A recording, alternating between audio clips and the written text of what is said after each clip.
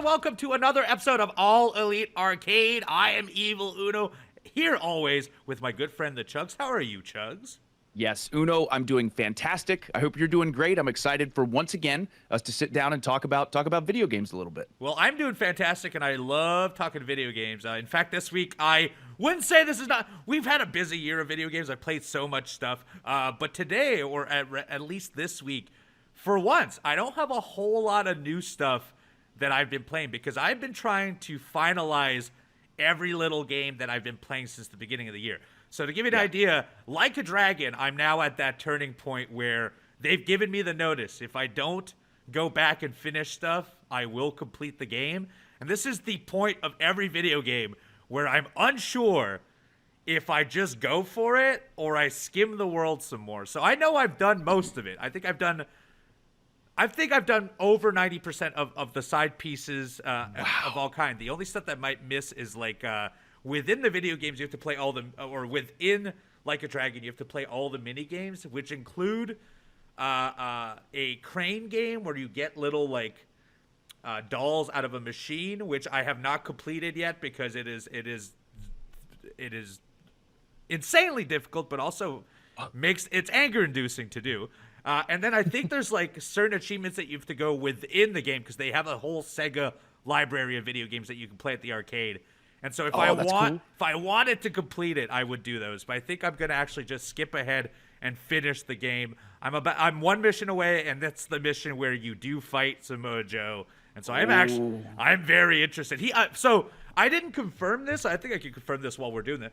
But I played the game principally in Japanese, and then in the last chapter is when mostly Samoa Joe appears, and I switched it to English because I was very curious. I was like, oh, did Samoa Joe do his voice acting? And from what I could tell, he did his voice acting, and he's an incredible voice actor. Like, he is amazing. Seriously. At first I was like, this can't be him, because it's so deep and gravelly. And then I realized, like, oh no, this is just him putting a deep and gravelly voice. He's just really good at this. Oh, that's awesome. I can't wait to see him in this game. I've not had the chance to play this Yakuza game yet, but specifically one of the things I was most excited about is Samoa Joe. So I'm so glad to hear that not only was he highlighted really well, but he did a great job, which is no surprise. Mm-hmm. I saw a scene where also he dropped some wrestling lingo and a clothesline in it too. And so nice. I'm looking forward to eventually getting to that point as well. So I've continued with Like a Dragon. It's more of the same. Whatever opinion I have with it on the last 2 weeks is what I feel about it now. I'm really at the part where it's just slowly chipping away at all the little pieces. The main story, I've done all the battles. I've done all the ship battles. It's really just that one chapter final mission that I have to pull off. And it's great. I've liked it. I still think I like the last three more than this one. With the only one I didn't like as much was Ishii. But I like all of these as of yet. Other stuff, I ended up putting more time into Star of Providence, which is that over-the-top shooter or 360 shooter, very similar to Binding of Isaac, but you're a little spaceship going from one map to another. The map gets remade every single time. It is a roguelike, and I've really enjoyed it. I thought like, oh, okay, I've been through the loop twice. I must be nearing the end of new content, and that is not the case at all. I've played maybe 10 hours of it this week, and I just constantly get new rooms, new bosses, new enemies, new weapon configurations. If you're into roguelikes, this is a very good one. Like, it's kind of baffling I hadn't heard about it when it originally came out as Monolith, and maybe that's part of why it is being renamed and redistributed now as if it was a brand new game. But it is incredible. I've been playing on PC. I kind of wish I'd been traveling more because it feels like it would be a perfect Steam Deck game as well. Oh, cool. Yeah. Okay. So well worth your time if you're going to be looking for a roguelike game, especially if you're into bullet hell games. This is an extremely difficult one. In fact, it got me so into bullet hell, I ended up going back, and this will pop into my next game in a second. But I ended up playing Ikaruga, which was a GameCube bullet hell game that was huge on the GameCube that I had never had a chance to play. And playing this game, I was like, oh, I bet I could go back there, and I bet I could play this game, and I bet I could be good at it nowadays. I was not. Bullet hell games, they're an acquired taste. They're so challenging. But Uno, side note though, what a game, because I love when you end up playing a game from a certain genre and that it inspires you to go and play other games from that genre. So clearly you are having a blast with this one, which is awesome. I am, and it's making me want to find more experiences that are more bullet hell challenge heavy, and so I've been trying to do that for sure. And then the final thing I did is I Twitch streamed this week. We talked about it last week, but I'm on my Donkey Kong mission. I'm playing every Donkey Kong game in the world. Last week we beat Donkey Kong Country. This week I played Donkey Kong Country 2, which if you were telling me ahead of time what's your favorite Donkey Kong game, I would say Donkey Kong Country 2, hands down, no issues. And that has not changed. Now that I've completed it, my opinion is exactly the same. I did not 102% it. I just completed the main mission all the way to the boss. I do want to say a few things. First of all, playing 1 and 2 after the other, 2 is an incredible game. 1 has the better soundtrack. 2 is an incredible soundtrack, but the first game has every track that you think of Donkey Kong is actually in the first one. The second one is like reorganized versions of that and a few other songs, but every titular song from Donkey Kong is in that first game. It's incredible. But the second game is by far the better game. It's having Dixie Kong, having that ability to float around, the extra bit of difficulty. There's all these secret worlds on the Lost World stuff. There's that whole animal world on the side too.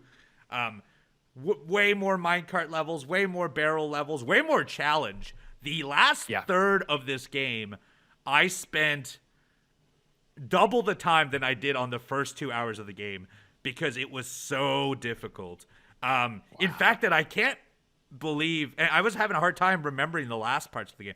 I can't believe I'd beaten this game numerous times because it was very hard for me to pull off. I had to use my save state to get through it for sure. So very excited for Donkey Kong Country 3. Watch it on twitch.tv/evilUno. I will be doing that in the near future. And man, bring back Donkey Kong. Those games are so good. So good. Please, so good. We need a new Donkey Kong. Seriously. What a perfect way. What a perfect way to kick off the Switch too. A new side-scrolling Donkey Kong game. A new 3D Donkey Kong. That'd be unreal. I want more Donkey Kong. That'd be great. Agreed. If we get that in Prime, I think we would have a very great launch for the Switch too. Yes, I completely agree. And one small little side note based on the Donkey Kong Country music. First of all, completely agree.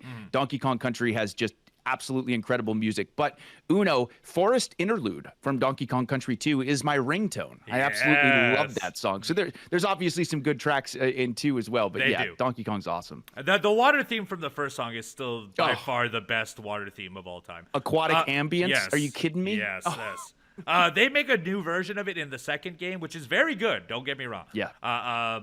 But it is still the water song when it comes to video games. But that's all I had my hands on this week. Not a whole lot of brand new games. What about you, Chugs? What you been playing?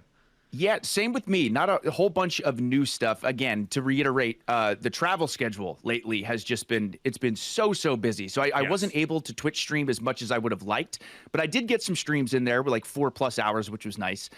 Once again, I'm continuing through my 5-game cycle. I'm not going to talk about it because I really don't want to spoil it.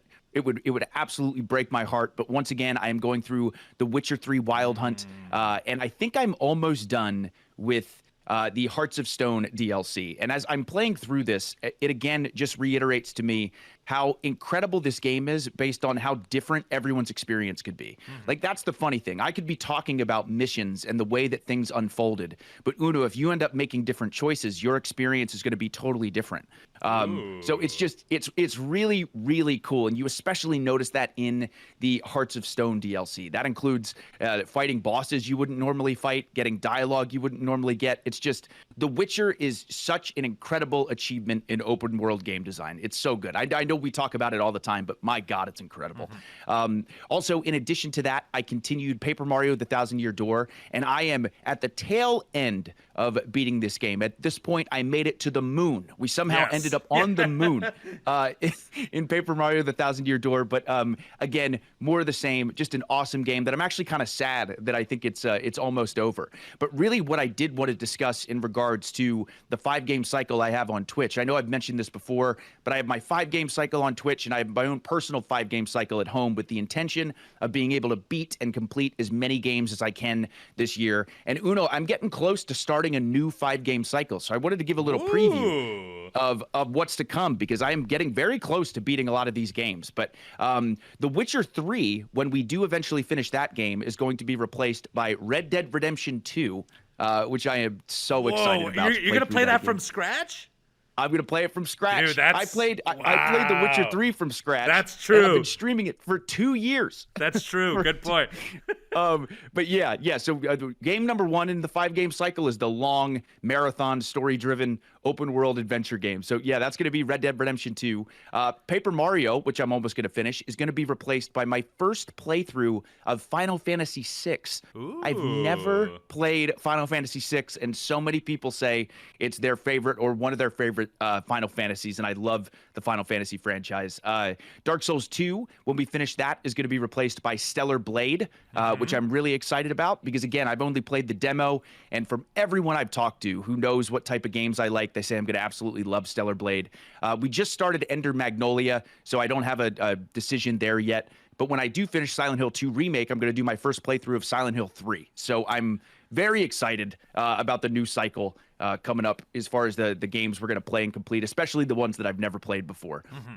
But in addition to continuing the 5-game cycle, because I was traveling so much, I did get to make a ton of progress in the 2 handheld games that I'm playing, one of those being Nine Souls on the Steam Deck, and one of those being Pokemon Scarlet on the Switch. I'll start with Pokemon Scarlet.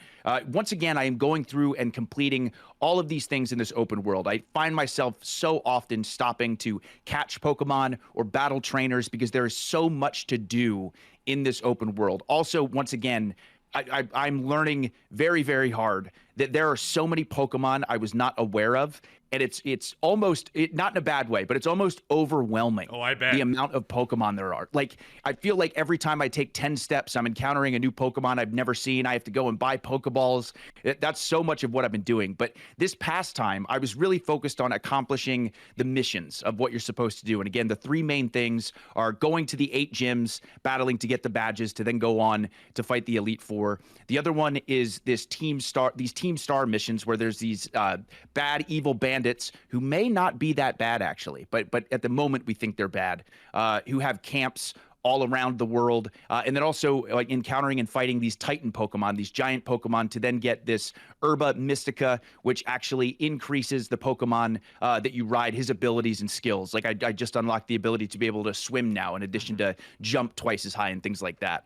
But I did want to say as well, as I'm going around and doing all these gyms and stuff like that, so far as difficulty wise, it's been perfect in the sense of the route I've been going. I've been encountering trainers and fighting Pokemon that are around my level. I did, however, I went, oh, I see there's a gym way up here that I think I missed, and I was way over leveled. I'm like level 42, and the Pokemon I was fighting were like level 10. Oh, you so just like, completely missed it in your run. I completely missed that. But yeah, again, just an absolute blast of a game to play. I'm having so much fun. There's so much to do. Really enjoying Pokemon Scarlet for sure. And then speaking of games I'm really enjoying as well, Nine Souls also made quite a bit of progress there. Again, in classic Metroidvania fashion, in the early moments of the game, I'm still, lots of times I'll go, shoot, where do I go? How do I get to this place? But as I'm unlocking more and more abilities, there are more and more light bulbs going off, so I'm getting to travel to all these different areas.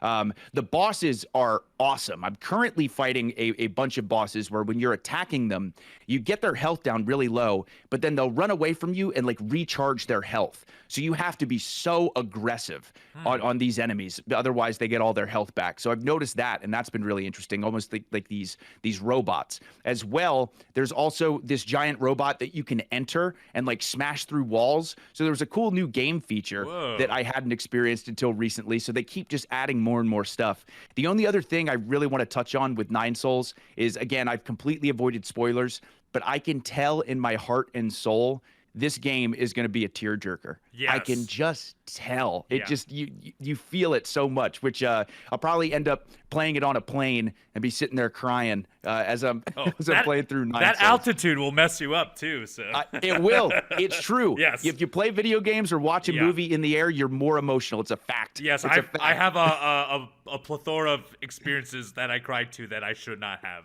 because of a plane, So for true. sure. Right. But yeah. So Nine Souls again is great. One of the most challenging Metroidvanias I've played.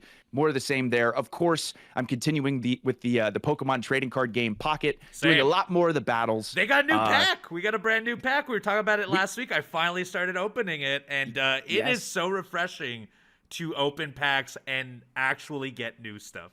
It happens every 5 weeks now, and it's honestly, it seems like they come out at the perfect time for when I'm getting exhausted on the previous packs.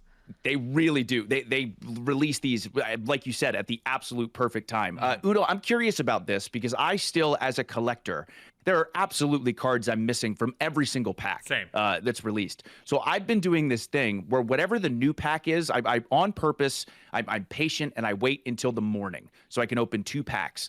So when I wake up, I open the newest pack, and then I'll open one other pack from like the older packs and I go down. So like, for example, this morning I opened one of the Triumphant Light packs and then I opened a Charizard pack. So tomorrow I'll do the Triumphant Light and then the Mewtwo and then work my way back up to see if I can collect the cards. Yes. I am not doing too well with the original pack. I am not drawing some of the cards I'm missing. I'm missing like 4 or 5 cards from the original pack. So but yeah, the battles have been super fun. Again, you collect so many more items, so getting used to the battling has been a blast. And that, for the most part, is all I have really played this week. I did, however, just want to mention my brother was here recently, and I got to watch him play a little bit of a new Lucky's Tale. Yes. In a adorable 3D platformer. And I had heard great things about it. And Uno, I know we talked about it a little bit before, but I know originally it started, I believe, as a VR property. Yes, I think it was on PSVR originally, and or maybe also on MetaQuest. And people were loving it so much, but the user base was so small that they decided to essentially revamp it so that it could be played as a regular platformer. Yes. And I'll tell you, I'm glad that they did, from my perspective, because again, I think everyone's riding high off Astrobot. So, like, for example, my brother had just finished it and he's like, I want to keep playing 3D platformers, like we were talking about earlier with the bullet hell games. But watching him play it, it does look really, really fun. Just an adorable. He runs so funny. In like the absolute best way, but it's like the ultimate feel-good game. Like, I can't imagine not playing this game or not watching someone play this game and smiling. It's just a really, really charming, fun 3D platformer. So I might end up jumping into that at some point, but for now, just watching my brother do it. But Uno, that's been about it as far as gaming for me. So still no new games beaten, but a lot of good progress. I think very soon, in the next few weeks, I'm going to add a lot of games to that list of games beaten this year. Your three games are on the cusp of being beat right now. I'm at 5 right now, but that's because I beat Donkey Kong 2, and I will beat Like a Dragon. But I think after that, it's going to be a while before I beat anything else, because I just started replaying Metaphor. I only played about 30 minutes of it, and I was only 9 hours into it, so I feel like that might take me another 100 hours. So my next game may take me a month. We'll see. But a lot of good games. I mean, hey, we're not playing new stuff. We're not beating new stuff, but we are playing video games. We're enjoying ourselves for sure. And if you are as well, let us know. YouTube.com/AWGames. Let us know what games you've been playing this week. Obviously, if we've been missing out on some new stuff that you think we should be playing, games are coming out every single day. Sell us on that game down below. I love a nice little independent game, and I'm sure we've missed some stuff. Plus, both of us have yet to play Wilds. So if you've been playing that, let us know your experience down below. I would love to hear more about it. It's time for some news, but before we get into the news, I think we have to take a little break, so we will see you right after this.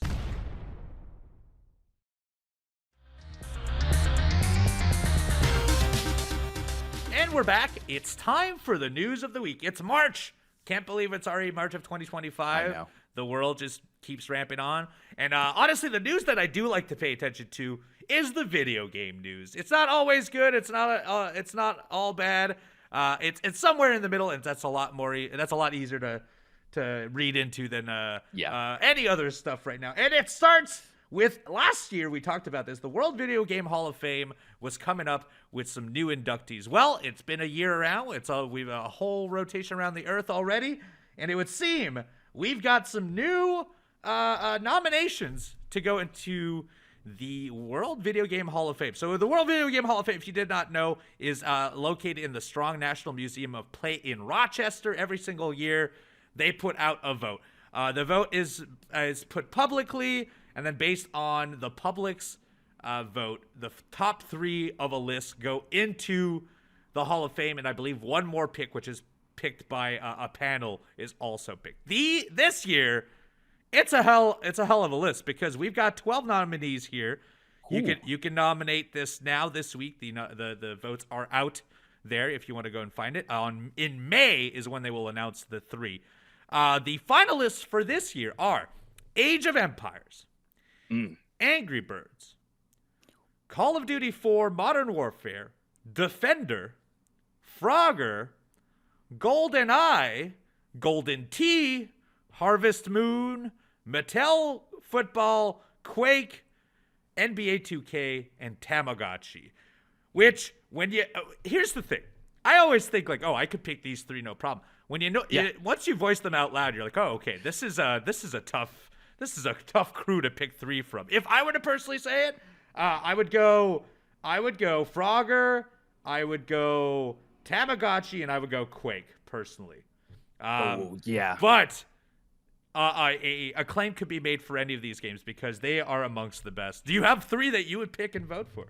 Uno, I'm completely with you. I honest to God, I will pick a top 3, but honest to God, I agree with you in the sense of like all these games deserve their flowers. Yes. By the way, I mean there's a reason they're being nominated or being finalists in the World Video Game Hall of Fame. These are all incredibly important games, but my list is a little bit different. I do agree with you on Frogger for sure. Mm-hmm. Again, if I had to pick. I also do think Angry Birds deserves to be up there. Yes, mobile gaming has completely transcended the video game industry and has become the most profitable aspect of games as a whole, which is so wild to think about. And Angry Birds really was at the catalyst of that movement. So I think Angry Birds deserves it. And then also, I'm going to go with GoldenEye. Again, it was such an important FPS experience on console on the Nintendo 64, and it really opened up this realm of, okay, FPS games on console can be fun, and it's something that a lot of people want to play because, again, Halo is my favorite franchise of all time. So,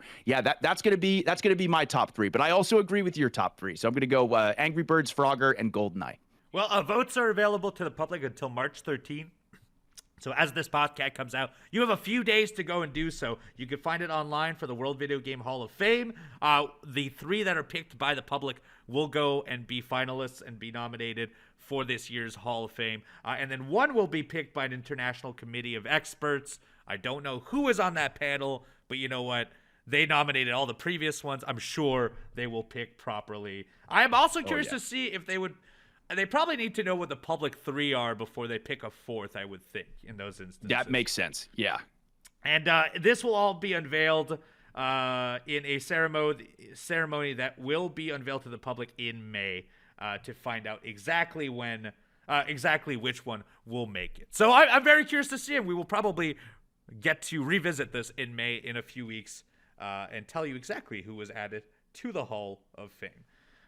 Some more news in the world of video games. Tony Hawk Pro Skater, we were talking about it. The countdown has finally gone down. The website had a countdown coming down with no actual information, but everyone just assumed is going to be a trailer for Tony Hawk Pro Skater 3 and 4's remaster. Well, it is exactly what came out. A trailer for Tony Hawk's Pro Skater 3 and 4 was out. It's a remaster. It will feature all of the levels from 3 and 4. It has a new level called Water Park, though, which is a large abandoned water park. They have newcomers for example, some of the previous skateboarders will not be in there. Bam Margera will not be in there, for example, but there will be new people such as Reza Leal, Chloe Cavell, Jamie Foy, Yuto Horigome, and Zeon Wright, which I believe they're all pro skaters from nowadays. I'm a lot less in tune with the nowadays when it comes to skateboarding. I'm definitely from that generation when 2 and 3 came out originally. And then as far as soundtrack, there will be new songs from the soundtrack. They have not been revealed, but some of the previous songs will be confirmed. That includes Amoeba by Adolescents, Ace of Spades by Motorhead, Mass Appeal by Gangstar's, 96 Quick, Quite Bitter Ends by CKY, which is funny. No Bam in the game, but his band is in there. Not the Same by Body Jar, and Outta Here by KRS-One. A lot of those, especially the Ace of Spades one, were huge in 3 and 4. So very happy to see that they are coming out. And on top of that, we're not waiting very long because it comes out July 11th on PlayStation 4 and 5, Xbox One and Series X and S, Switch and PC. So it's available on all platforms, including last generations. Very excited for this, actually. Yeah, very excited. Again, I know I say this all the time, generally speaking, but I love that we're in the age of these remasters and remakes and things like that. So the idea of, again, this is nostalgia for a lot of people. The Tony Hawk's Pro Skater games were incredible, and it's also going to introduce these games to a whole new audience. So I imagine this is going to do really well. I would think so. I think the previous one did really well as well. Yeah. And I feel like that first one's going to sell a ton once this one comes out. Also available for pre-order though. If you do pre-order, you get a Doom Guy skin, which I mean, if you're gonna do some cross-promotional stuff, Doom Guy is a great one to have for sure. Yes. So do check that out. Very excited. I'm also hoping this leads to a future where we might have a brand new Tony Hawk game as well.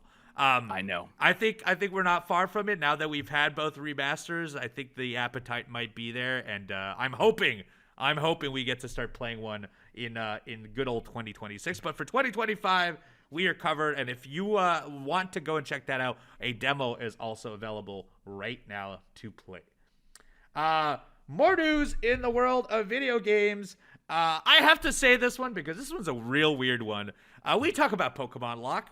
We talk about Pokemon fandom. There's Pokemon everything. There's Pokemon anime. There's Pokemon toys. There's Pokemon comic books, movies, video games, plush toys, so on and so forth.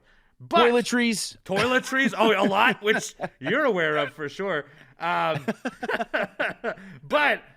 here's one of the weirdest Pokemon things I've ever seen happen. Pokemon fans have proven that they'll buy absolutely anything because a Cheeto was found that look like Charizard. That's a flaming hot Cheeto that looks like Charizard.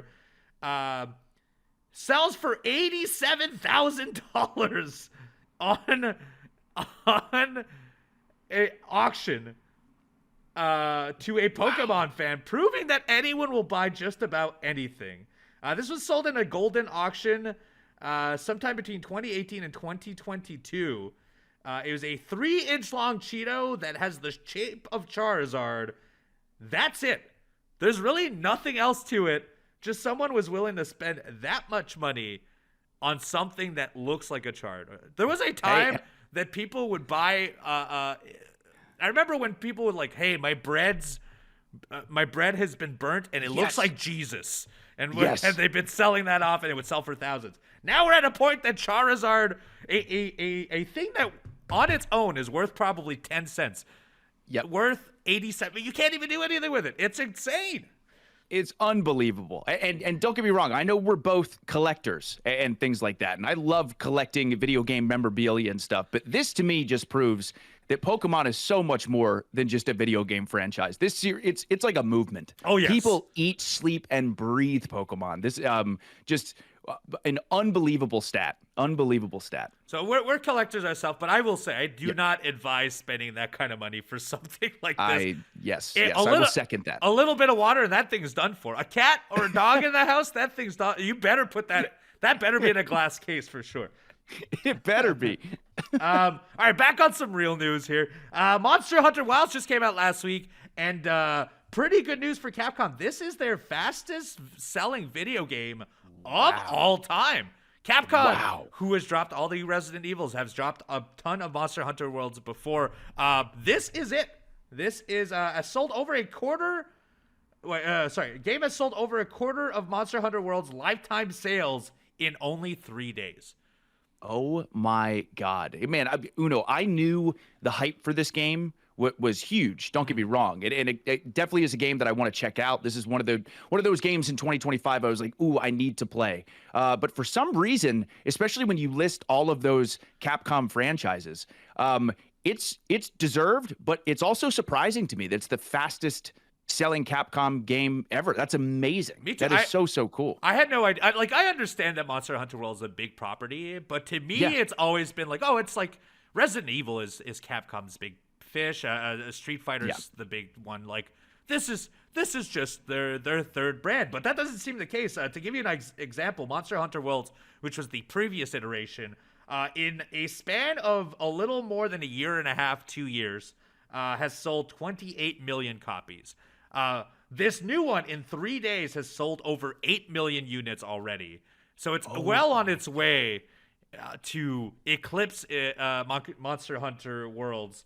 And that's we've only been here for 3 days. There's very little chance that it does not exceed the sales of the previous game. So I'm very excited for Capcom, because that means we will probably see more Monster Hunter Worlds in the future. And this, I believe, is also one of the highest rated Monster Hunter games as of yet as well. So on top of it being sold and there's a bunch of players online to play with, this may also very well be one of, if not the very best versions of Monster Hunter World out there, and it's available to play right now.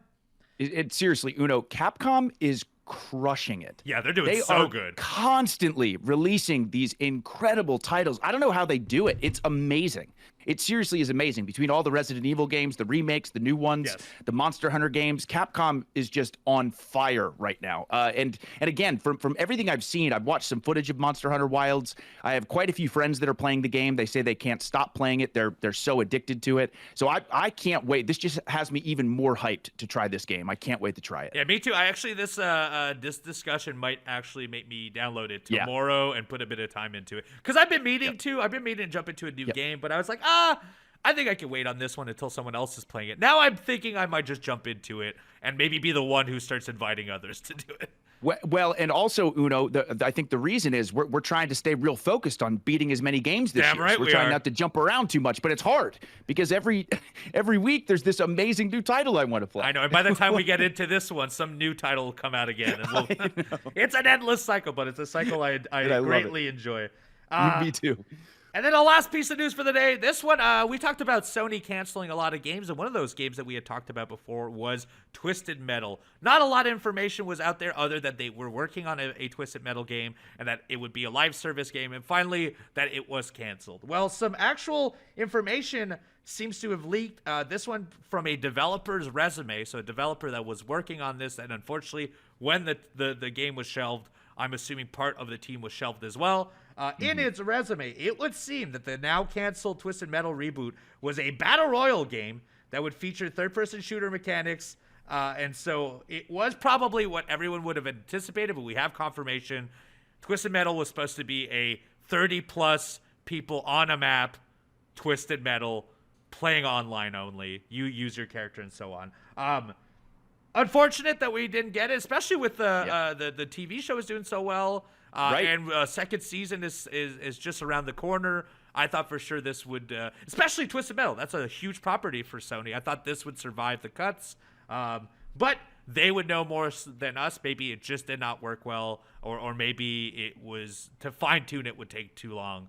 But unfortunately, it was canceled. It was at the time referred to as Project Copper.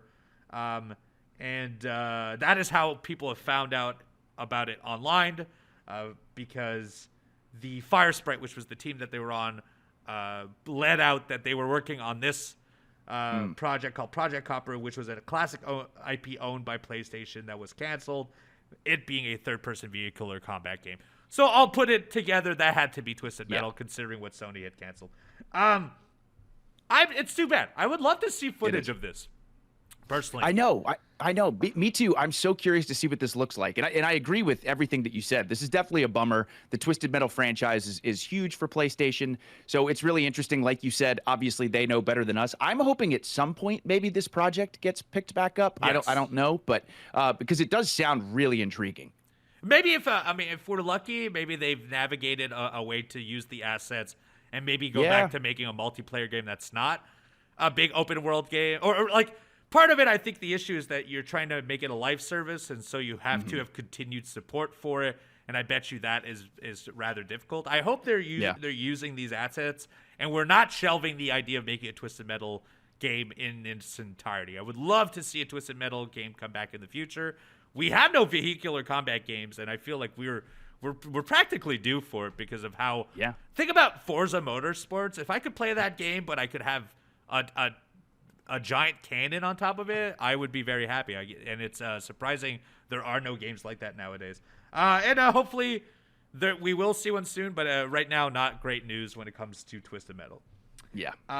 That's it for the news for this week. If you think we missed anything, let us know in our comments down below, youtube.com/awgames. But it's time.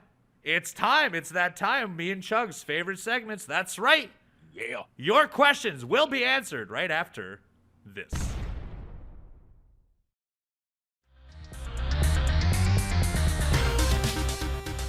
It's time. We're back.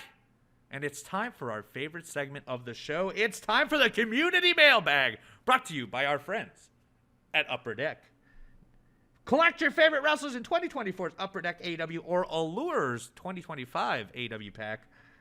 And start your trading card collection today. Unwrap autographs, memorabilia, or premium tech inserts. We have an Allure pack right here. Chugs is ready to go. The best packs. I love these Allure packs. Yes. So good. So here we go. Mark Quinn. Oh, ooh, nice. Beautiful. Dax Hardwood. There we go. Whoa, double kit Dax Hardwood. Double Dax. We got a double Dax. Julia Hart. There we go. Oh, this pack rules. Moxley, what is he hitting? Is this a clothesline? Well, it looks like a clothesline. Yeah. Shoot. Is that on Orange? Yeah, Orange Cassidy? Killing him. Oh, Mercedes Moné. Nice. Whoa, you got a signed Toya Valkyrie's card. Oh, I did. Oh, no way. Oh, okay. I do. Keep that on your side. You can eBay that bad boy. Definitely. Brody Definitely. King. Oh, man. Oh, what a pack. First signature card, That's I right. believe, out of the Allure pack, and double Dax. Yeah, and double Dax. A double Dax, and we got ourselves a signed Taya Valkyrie. If you want a double Dax or a signed Taya Valkyrie, go to the source itself, upperdeck.com. Get yourself a pack. It could be AEW. It could be a ton of other sports cards. Thank you to Upper Deck for supporting us and sponsoring this segment. It's time for our 3 questions.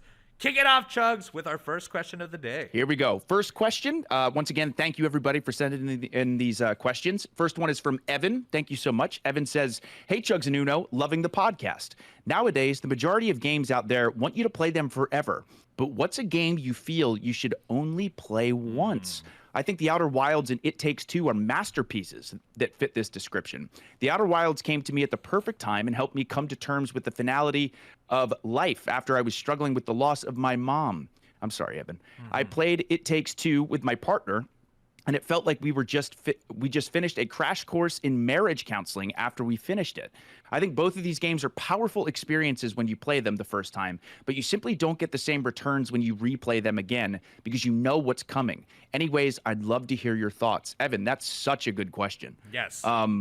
Yeah, Uno, if you don't mind, I think I'll start. Please go okay. for it. Go for it. So first of all, I still have not played. I'm embarrassed to say this, but I've not played The Outer Wilds, and it's been a game I've wanted to play for such a long time. I hear it's an amazing experience, but I have played some of It Takes Two. And again, that game was incredibly powerful. So, Evan, I know exactly what you're talking about when it comes to marriage and relationships and things like that. But the one that comes to mind for me, and again, I feel like a lot of the games I've played and I've experienced, I would play again, even though I know what's coming and things like that. But as far as it being as effective, the one thing that comes to mind for me is Season 1 of The Walking Dead, the Telltale games. I remember playing that game for the first time and having no idea where the story was going. And by the time I finished it, I could not stop crying. I was just an emotional mess. at the end of that game. So now going back and playing it now, obviously it would not have the same impact. So it's probably something based on the experience I had that I will never touch again, because it was such a powerful moment and powerful experience for me playing through season 1 of The Walking Dead, the Telltale series. That is a moment and a memory that I cherish. So again, going off of that question, that is probably a game I will never pick up and play again, just because of how powerful it was. But Evan, that's a really, really great question. I never really thought of it that way, but that's so true. There are games that are so powerful, and lots of times if you have such an intense experience, you don't even want to cloud it with another playthrough or anything like that. So yeah, my answer for me, it's probably the Walking Dead season 1 by Telltale. If I had to talk about it, so I will say Evan mentioned Outer Wilds, and I absolutely agree on that end. Outer Wilds is an incredible game, but it's an incredible game that is a game of discovery and knowledge. And if you know what is going to come up and you understand what that game is, it does take away a big chunk of what makes that game so impressive. So replaying that game, it can still be quite fun, but that knowledge and that discovery of knowledge is what actually drives you to finish that game. I have retried playing it, but truthfully, every time I retry playing it, that sense of discovery is not there anymore. Now I just play it as a practical exercise on how to do like each puzzle, and less about why the puzzle is happening, what is its purpose in the grand scheme of things, and so on. So I do agree on Outer Wilds, but very similar to you, Chugs. While not a Telltale game, I do think narrative, story-driven games, or the quasi book games, don't necessarily reward you if you have a second playthrough. So, for example, I love the Danganronpa series. It's a game about a classroom who votes to kill off one member every chapter, and there's 3 of them actively right now. There actually might be 4, but I love those games. But replaying those games is of no value because I know exactly who will die each round. I know exactly why, how to do it, how to solve the puzzle. And so restructuring those scenes is of no importance to me because there is no sense of discovery in that. The same will apply to a Zero, Time Dilemma, or 999, or any other narrative-driven game that has a big piece at the end. So, for example, I talked about Project 1000 Resist a ton last year. Incredible game. I'm very happy I played it. I want more people to play it. But I don't think I'll ever replay it because now I understand the full scope of the story. Knowing that, it's kind of pointless to replay it unless I really, really wanted to see it from a second lens. But that's the type of game that I just don't think would. And I think that's most narrative games. Those are typically games you play once and you don't necessarily come back to. Great question, though. Honestly, great question. We play so many games that, like, I'm playing Donkey Kong again. And I could play that game a gazillion times. But yet, Outer Wilds that I've played once, I still consider a better game than that, strictly because it was such a lasting experience on me. But I think that experience is muddied if I replay it because it's no longer the same. Absolutely. Yeah. Evan, amazing question. Very thought-provoking. Yes, good seriously. Question, Evan. Great question. Hey, we love your questions out here. TBS.com/arcade mailbag if you want to send some to us for our next episodes. Next question is by Stuart. This one's a much shorter one. Stuart says, "Hi, Uno and Chugs. Outside of video games, are there any tabletop games that you like to play, such as any board games or tabletop RPGs?" All right, I'm going to go first because I think, Chugs, you have a little bit to talk about here. I like tabletop games, but I'm not a big tabletop RPG guy. I have a very hard time getting into a board game that is lengthier than an hour or 2 at a time. For example, when I was a kid, it was Risk.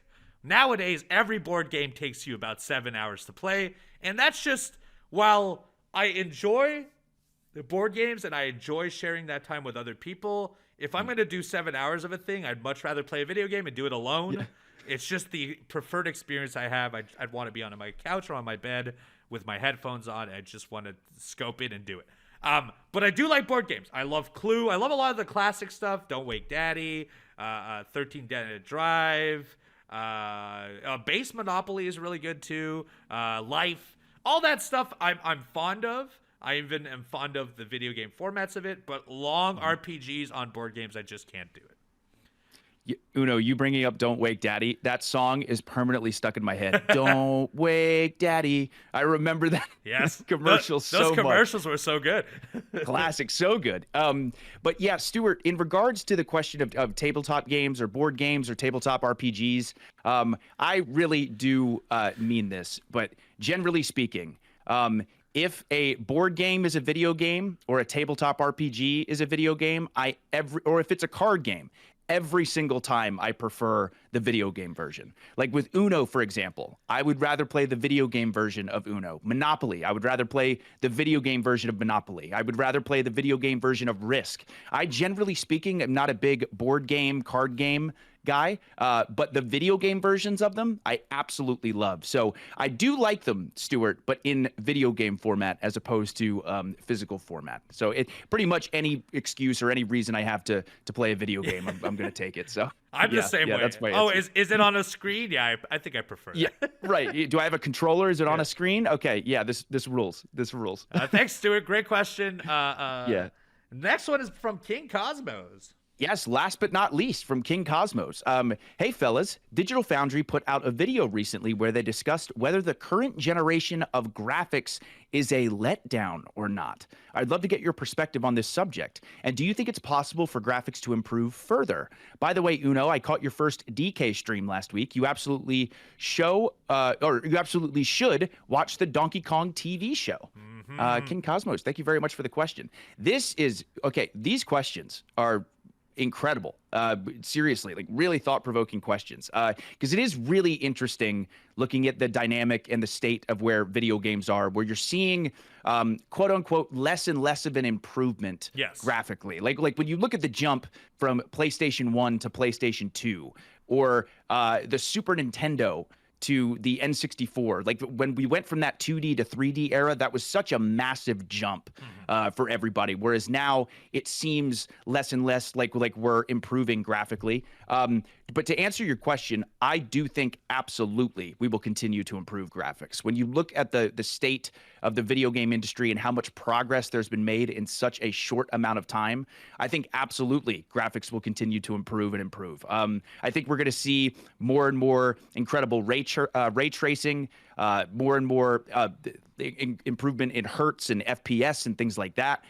So even though it may not seem as like much of a jump, I think we will continue to move forward and improve graphics and stuff like that. I understand that the jump from PlayStation 4 to PlayStation 5 or Xbox One to Xbox Series isn't as much of an improvement, but it is improving. So I certainly think we'll get to a point where we have 8K gaming at 120 FPS and stuff like that. I think we're getting there. But it's been really interesting to see what game developers and game companies have focused on as far as their improvements. For example, this gen, everything is 4K, everything's 60 to 120 FPS and stuff like that. So I'm very curious to see what the next generation will be. Also, I think games, even if we're seeing the progress in graphics being a little bit smaller, I think games are going to get larger and larger.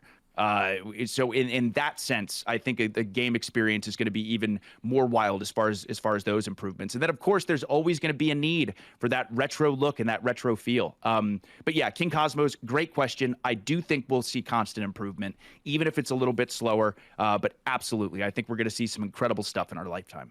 I definitely agree that it's going slower, and I think we just visually cannot see it as much as the previous generations. But I think, like, if we think of the last 5 years, we've had ray tracing, which they changed light dynamics. The fog systems have changed. The draw distance has changed. The processing speeds has changed. I remember in the last decade being capable of making realistic sweats and having reflections off of it was a huge game changer. Particle processing, so like having more things on screen, that will advance. I think visually it's going to be very hard to tell the difference between a game that comes out today and one that comes out in 5 years. I think artistically they will look slightly better, but it'll be very hard for you to be like, well, why couldn't I do this on a PS5, for example? But what I think you will not be able to decline or ignore is the fact that processing speeds will go faster. If you go from a PS4 to a PS5, your starting time on Dark Souls 3 goes from a minute and a half to 7 seconds. That's it's not a visual based modification, but that alone shows that we're advancing forward. And I think that's going to be more and more of that. You're going to see more things on screen, more particles. You're going to see larger draw distances. There won't be that pop and fade in that you will get from certain open world games. Even that's kind of dead now. They're designed in ways now that you can see very, very far. I think we're going to see more and more done on those sides of things, like draw speeds, how quick you can do. You're seeing a lot of games now that make you load into a different map within a split second, so you can split from one world to another constantly. And I feel like we're going to be able to see that in tenfold. Instead of being able to flip through 2 worlds, there'll be enough processing speed to do that to 10 different maps, and that will become its own different type of game. So I feel like there are ways to do it. I just think visually speaking, other than the graphics looking more lifelike, and even now we're so close to it being as uniform to lifelike as it can be, I think a lot of what you're going to see in advancements are going to be on the back end, things you're not actually considering.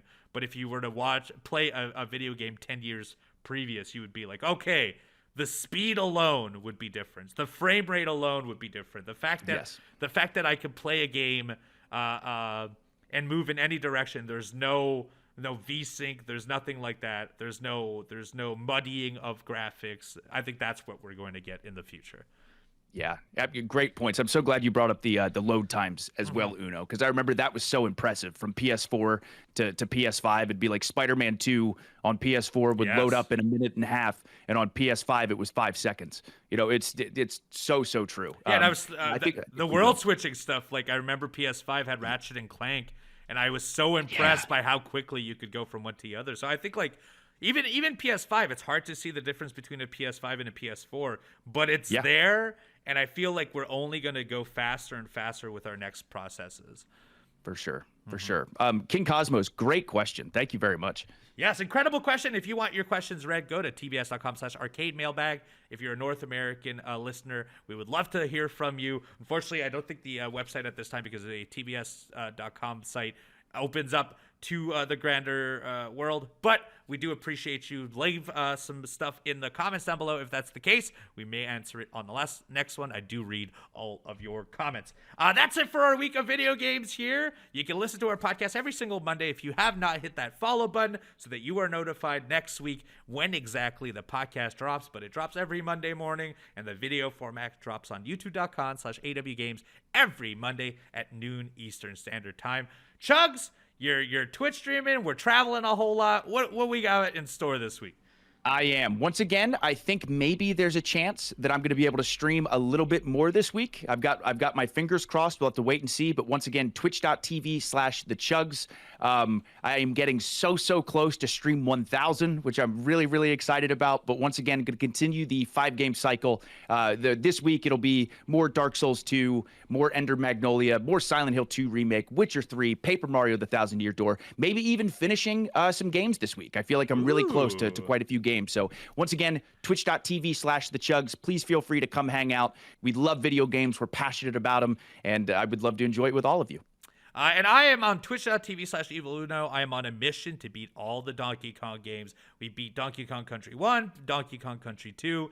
I will be playing Donkey Kong Country 3 this week, and I am sure I will beat it. And if I beat it, there's a very good chance that this week I also start streaming Diddy Kong Racing, which will take me probably a month, because that single player mode is very difficult. But do check it out, twitch.tv/eviluno. We're playing a whole lot of Donkey Kong in the next few months. That's it for this week. We appreciate you listening. As always, we are very thankful for your listen, for your comments, and for your subscription, and honestly for your support. This would not happen if it weren't for any of you. And so we would like to say thank you to all, and we will see you next week. Bye-bye.